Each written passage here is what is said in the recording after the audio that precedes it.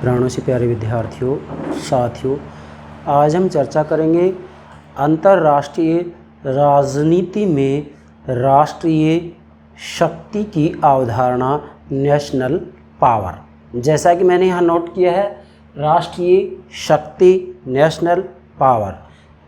शक्ति का अर्थ एवं परिभाषा।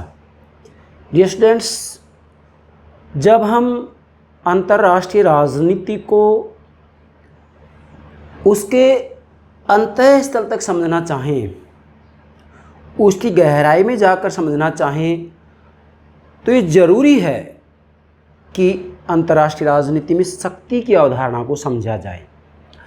अब चूंकि यहाँ हमारे टॉपिक का नाम है राष्ट्रीय शक्ति, नेशनल पावर, परंतु राष्ट्रीय शक्ति को समझें हम, उससे पहले ये ज़रूरी है कि हम केवल शक्ति अवधारणा को समझें कि आखिर पावर ही किसे कहते हैं।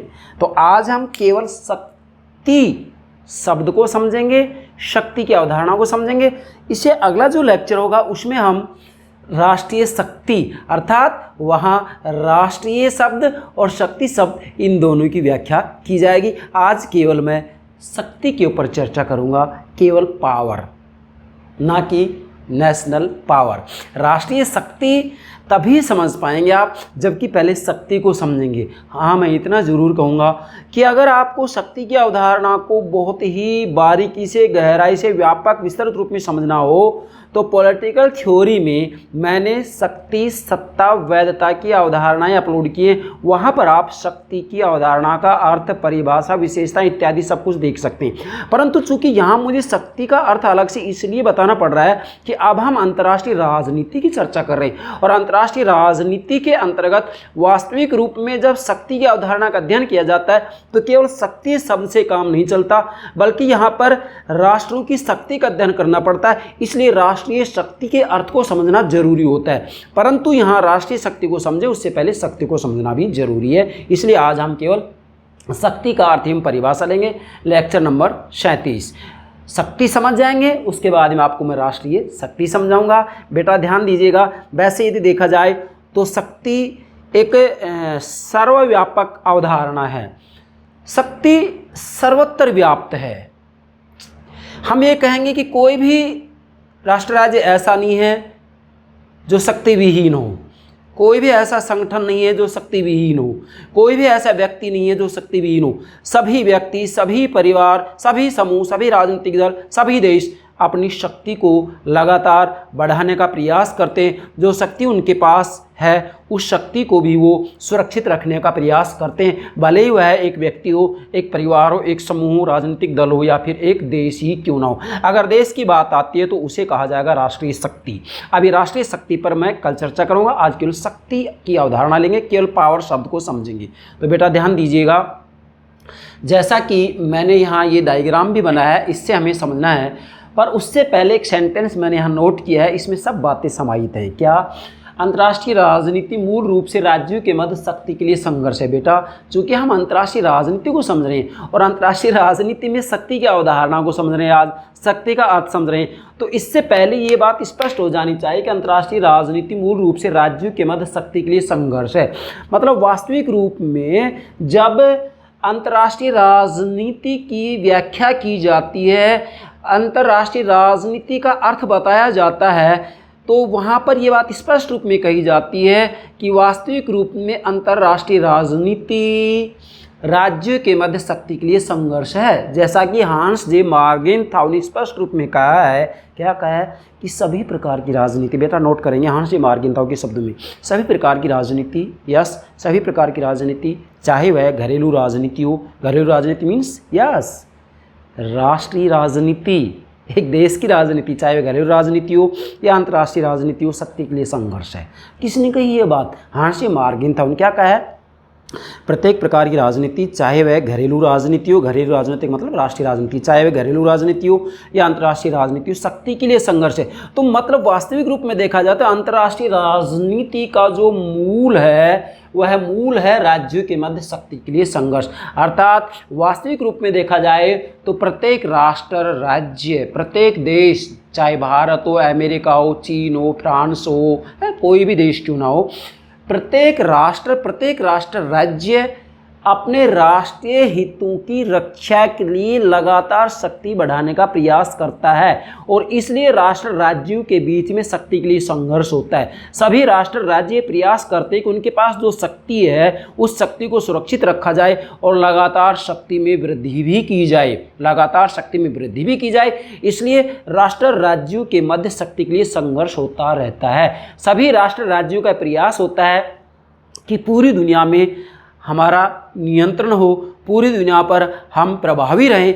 कोई भी राष्ट्र राज्य ऐसा नहीं जो नहीं चाहता हो, और प्रत्येक व्यक्ति भी ये चाहता है कि दूसरे सभी व्यक्ति हमारी बात माने। जरा समझिएगा, यहाँ पर प्रत्येक व्यक्ति भी ये बात चाहता है, प्रत्येक परिवार भी ये बात चाहता है, प्रत्येक समूह भी ये बात चाहता है, प्रत्येक राजनीतिक दल भी ये बात चाहता है और प्रत्येक देश भी ये बात चाहता है क्या कि हमारा नियंत्रण अन्यों पर स्थापित हो। तो यहीं से वास्तविक रूप में शक्ति का सामान्य सा अर्थ उभर कर सामने आता है। क्या आएगा ये मैं आगे बताऊंगा आपको। यहाँ पर केवल ये ध्यान रखना है कि प्रत्येक राष्ट्र अपने राष्ट्रीय हितों की रक्षा के लिए लगातार शक्ति में वृद्धि का प्रयास करता है, इसलिए राष्ट्र राज्यों के बीच शक्ति के लिए संघर्ष होता है और अंतर्राष्ट्रीय राजनीति का मूल भी राष्ट्र राज्यों के मध्य शक्ति के लिए संघर्ष है। और मैं तो ये कहना चाहूँगा, यहाँ थॉमस हॉब्स जो कि पश्चिमी राजनीतिक विचारक हैं, समझौतावादी विचारक हैं, संवेदवादी विचारक हैं, अनुबंधवादी विचारक हैं, उन्होंने कहा है कि शक्ति की प्यास कभी शांत नहीं होती है, चाहे वह व्यक्ति हो, परिवार हो, समूह, राजनीतिक दल हो या देश हो।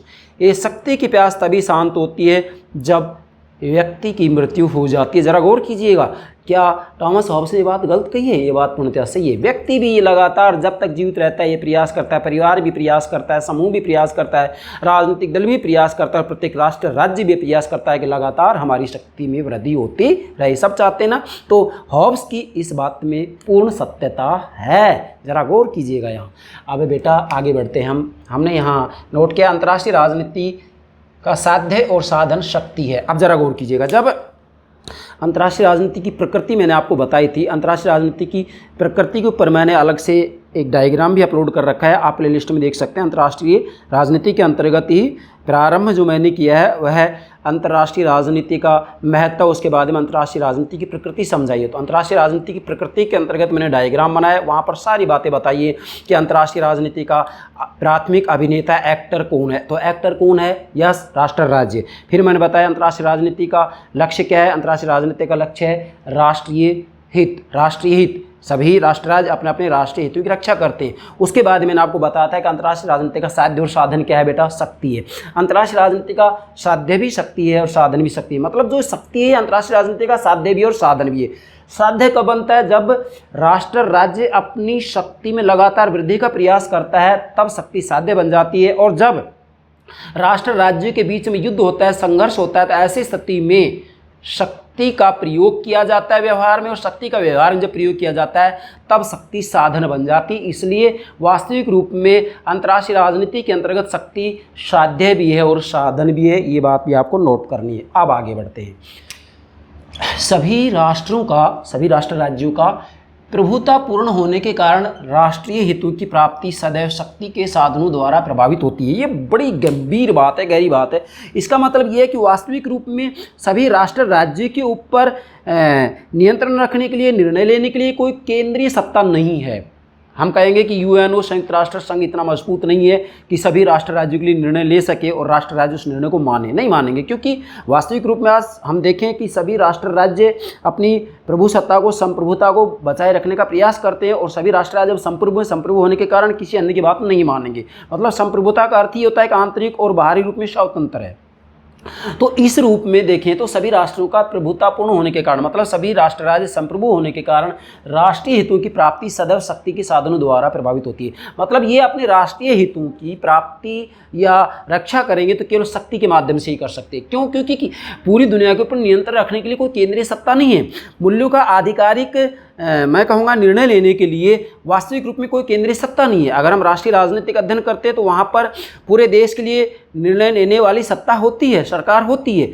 परंतु पूरे देश के लिए, सभी राष्ट्र राज्यों के लिए निर्णय लेने वाली ऐसी कोई केंद्रीय सत्ता नहीं होती है। इसलिए सभी राष्ट्र राज्य अपने राष्ट्रीय हितों की रक्षा केवल किसके माध्यम से कर सकते हैं? शक्ति, शक्ति, शक्ति के माध्यम से करते हैं। इसलिए सभी राष्ट्र राज्य लगातार शक्ति वृद्धि का प्रयास करते हैं, शक्ति का समय समय पर प्रदर्शन करते हैं।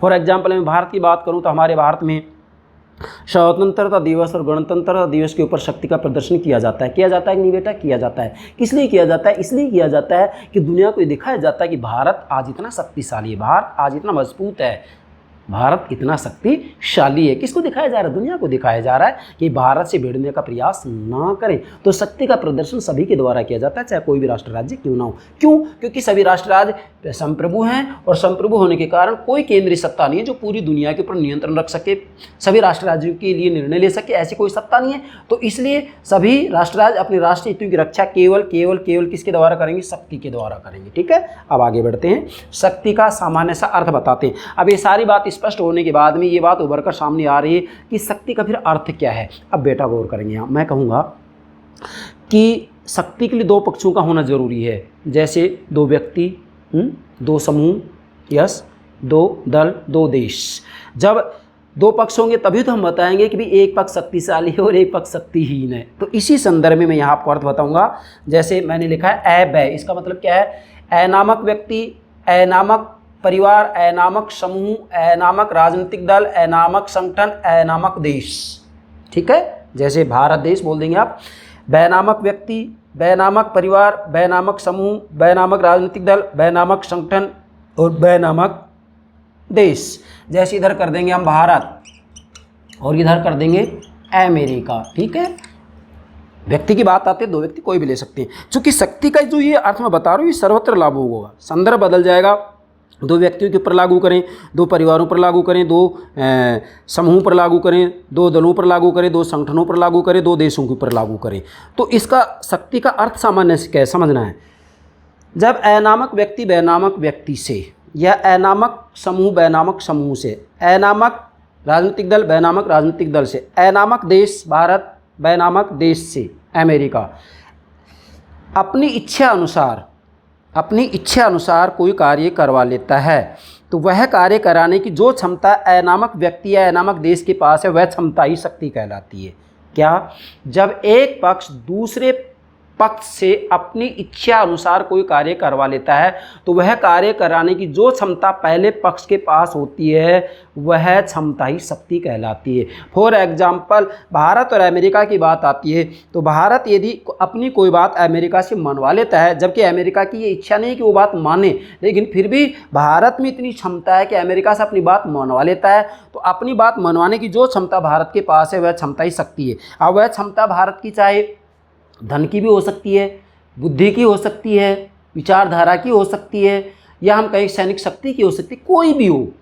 बात यह है कि इनके पास वो क्षमता है जिस क्षमता से भारत ने अपनी बात अमेरिका से बनवाई है, या अमेरिका अपनी बात भारत से मनवा लेता है जबकि भारत की इच्छा नहीं है, फिर भी भारत वो बात मानने के लिए विवश हो जाता है, तैयार हो जाता है, तो हम कहेंगे अमेरिका शक्तिशाली है। तो यही बात राजनीतिक दलों पर लागू होती है। मतलब यहाँ मूल बात यह है कि जब एक पक्ष दूसरे पक्ष से, पक्ष मैंने आपको बताई दिए सारे, जब एक पक्ष दूसरे पक्ष से अपनी इच्छानुसार कोई कार्य करा लेता है और वह कार्य कराने की जो क्षमता उसके पास होती है वो क्षमता ही शक्ति कहलाती है बस। अब वो क्षमता बुद्धि की भी हो सकती है, धन की भी हो सकती है, क्या बोल रहा हूँ मैं, बुद्धि की भी हो सकती है, धन की भी हो सकती है, सैनिक शक्ति का भी प्रयोग किया जा सकता है, बल का भी प्रयोग किया जा सकता है, किसी का भी प्रयोग किया जाए। बात यह है कि एक पक्ष दूसरे पक्ष से अपनी बात मनवा रहा है, या हम कहेंगे कि यहाँ पर सामान्य से रूप में कहें तो एक व्यक्ति दूसरे व्यक्ति के मस्तिष्क के ऊपर जो नियंत्रण रखता है और जो नियंत्रण रखने की क्षमता पहले व्यक्ति के पास है या दूसरे व्यक्ति के पास ऐसी क्षमता है, तो एक पक्ष दूसरे पक्ष या एक व्यक्ति दूसरे व्यक्ति के मस्तिष्क के ऊपर जो नियंत्रण रखता है और नियंत्रण जो रखा रहा है वह नियंत्रण रखने की जो क्षमता उसके पास है वह क्षमता शक्ति कहलाती है। फॉर एग्जाम्पल दो व्यक्ति हैं, मान लीजिएगा एक मैं होगा दूसरा अन्य होगा। अब मैं मेरी बात यदि दूसरे व्यक्ति से मनवा लेता हूं तो ऐसी स्थिति में मैं शक्तिशाली होऊंगा। तो यही बात दो व्यक्तियों पर लागू होती है, यही बात दो समूह पर, यही बात दो दलों के ऊपर, यही बात दो देशों के ऊपर लागू होती है। तो सीधा सा अर्थ ये होगा कि जब ए नामक व्यक्ति बै नामक व्यक्ति से, ए नामक समूह बै नामक समूह से, ए नामक दल बै नामक दल से, ए नामक देश बै नामक देश से अपनी इच्छा अनुसार कोई कार्य करवा लेता है और वह कार्य कराने की जो क्षमता इसके पास होती है वह क्षमता ही क्या कहलाती है, शक्ति कहलाती है। वह क्षमता ए के पास है तो ये शक्तिशाली है, और वह क्षमता ब के पास है तो ये शक्तिशाली, सामान्य शर्त हो गया। हाँ, यहाँ पर ये बात जरूर है कि शक्ति का अर्थ गणित में अलग लिया जाता है, भौतिक विज्ञान में अलग लिया जाता है, जबकि राजनीति विज्ञान में अलग लिया जाता है। राजनीति विज्ञान में इसका जो अर्थ लिया जाता है वो मैंने आपको बता दिया है कि एक व्यक्ति दूसरे व्यक्ति से अपनी इच्छानुसार कोई कार्य करा लेता है और वह कार्य कराने की जो क्षमता उस व्यक्ति के पास में वह क्षमता ही शक्ति कहलाती है। अब ये लेंगे हम शक्ति की परिभाषाएं। मैंने यहाँ ज़्यादा परिभाषाएं नोट नहीं की है, इसलिए नहीं क्योंकि आप शक्ति की, केवल शक्ति की परिभाषा यदि देखना चाहें तो पॉलिटिकल थ्योरी में शक्ति की अवधारणा में मैंने ढेरों परिभाषाएं समझा रखी, वहाँ पर आप देख सकते हैं। ठीक है बेटा, परिभाषा एक तो लेंगे हम हांसे मार्गेनथाउ की, दूसरी लेंगे श्वार्ज़ेनबर्गर की, और तीसरी लेंगे वीवी डाइक की। अब यहाँ परिभाषा में भी वही बात आएगी जो यहाँ सामान्य से मैंने अर्थ बताया। जैसे हांसे मार्गेनथाउ कहते हैं कि मानव की, मतलब जो शक्ति है उसकी परिभाषा दे रहे हैं कि मानव की शक्ति के रूप में और एक मानव द्वारा दूसरे मानव के दिमाग तथा कार्यों पर नियंत्रण के रूप में करते हैं। मतलब हांसे मार्गेनथाउ शक्ति की परिभाषा मानव की शक्ति के रूप में और एक मानव द्वारा दूसरे मानव के दिमाग तथा कार्यों पर नियंत्रण के रूप में करते हैं। मतलब इनका कहना है कि एक व्यक्ति दूसरे व्यक्ति के दिमाग तथा कार्यों पर जो नियंत्रण कर लेता है, जो नियंत्रण स्थापित कर लेता है, वह नियंत्रण स्थापित करने की जो क्षमता उसके पास में होती है वो ही क्या कहलाती है, यह शक्ति। दूसरा है श्वार्ज़ेनबर्गर, क्या करें इसे, मतलब शक्ति को, इसे अस्वीकृति की दशा में प्रभावशाली आदेशों के प्रयोग द्वारा अपनी इच्छा को दूसरों पर थोपने की सामर्थ्य। अब जरा गौर कीजिएगा, यहाँ अपनी इच्छा को दूसरों पर थोपने की सामर्थ्य के रूप में परिभाषित करते हैं। तो यहाँ मूल बात एक आ गई है, अपनी इच्छा को दूसरों पर थोपने की सामर्थ्य के रूप में परिभाषित करते हैं। अपनी इच्छा को दूसरों पर थोपने की सामर्थ्य, तो ए ने अपनी इच्छा ब पर थोप दी है तो ए नामक व्यक्ति या समूह या देश शक्तिशाली होगा, या ब ने अपनी इच्छा ए पर थोप दी है तो ब नामक व्यक्ति, समूह, देश, राजनीतिक दल ये शक्तिशाली हो गया। अब पक्ष भले कोई भी क्यों ना हो, यदि दूसरे से अपनी बात मनवा लेता है तो वह शक्तिशाली होगा, चाहे वह दो देशों की बात हो, दो राजनीतिक दलों की बात हो। ठीक है बेटा, और इसके बाद में 1, 2 और तीसरी परिभाषा मैंने यहाँ जानबूझ करके 3 परिभाषा लिखी, कारण क्योंकि शक्ति की परिभाषा मैंने बहुत दे दी है पॉलिटिकल थ्योरी में, वहाँ शक्ति की अवधारणा का आप अध्ययन कर सकते हैं। शक्ति के लिए मैंने बहुत लेक्चर अपलोड कर रखे हैं। अब चूँकि यहाँ तो हमें अंतर्राष्ट्रीय राजनीति को समझना है और अंतर्राष्ट्रीय राजनीति में राष्ट्रीय शक्ति को समझना है, तो इसलिए मैं थोड़ा सा ये प्रयास कर रहा हूँ कि आपको ज़रा ये बता दिया जाए कि शक्ति क्या होती है। जब शक्ति समझ जाएंगे तो राष्ट्रीय शक्ति को समझने में दिक्कत हमें नहीं आएगी। हमें मूलतः तो राष्ट्रीय शक्ति को ही समझना है, नेशनल पावर को समझना है। ठीक है बेटा, क्योंकि हम अंतर्राष्ट्रीय राजनीतिक अध्ययन कर रहे हैं। अब वीवी डाइक कहते हैं कि शक्ति इच्छा से माने गए प्रभाव से अलग बलपूर्वक मनवाया गया प्रभाव है। क्या बलपूर्वक मनवाया गया प्रभाव है, क्या कह रहे हैं, शक्ति इच्छा से माने गए प्रभाव से अलग, इच्छा से माने गए प्रभाव से अलग बलपूर्वक मनवाया गया प्रभाव। मतलब यहाँ ये कहा गया है कि बलपूर्वक मनवाया गया प्रभाव है।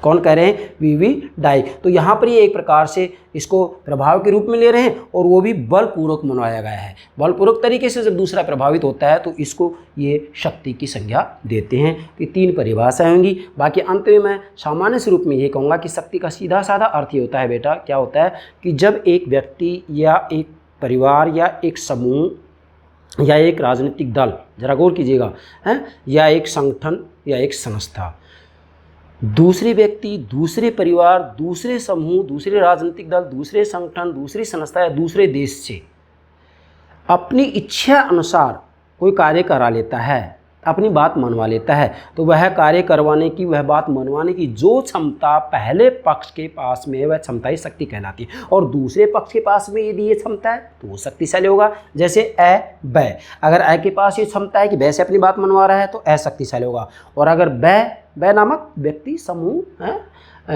परिवार, राजनीतिक दल, देश, कुछ भी बोल सकते हैं आप, संदर्भ बदलेंगे, बाकी अर्थ एक ही होगा।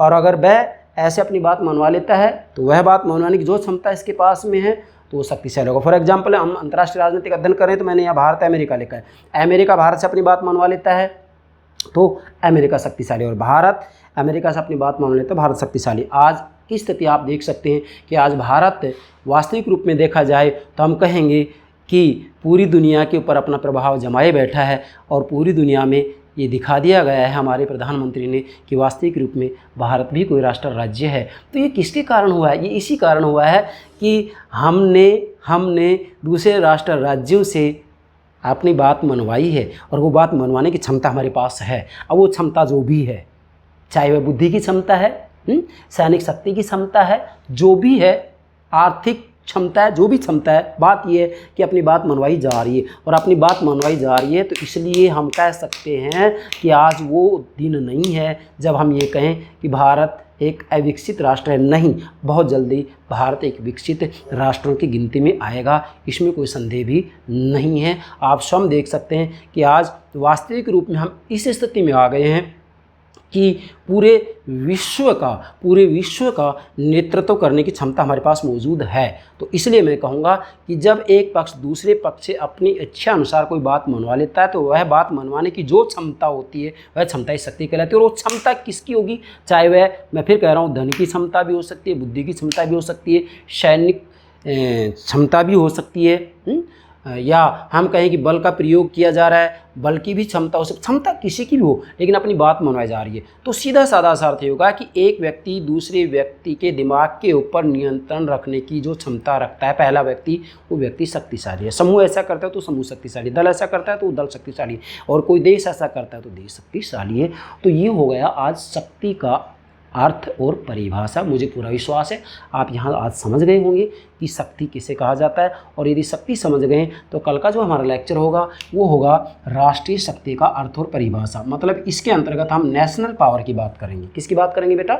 नेशनल पावर की। जैसे मैंने यहाँ बता दिया ना कि अ नामक, ब नामक, अ नामक देश, ब नामक देश। तो यहाँ पर अ नामक देश, ब नामक देश से अपनी जो बात मनवा रहे, इसका मतलब इसी को एक प्रकार से नेशनल पावर कहा जाएगा, राष्ट्रीय शक्ति कहा जाएगा, इसको राष्ट्रीय शक्ति कहा जाएगा।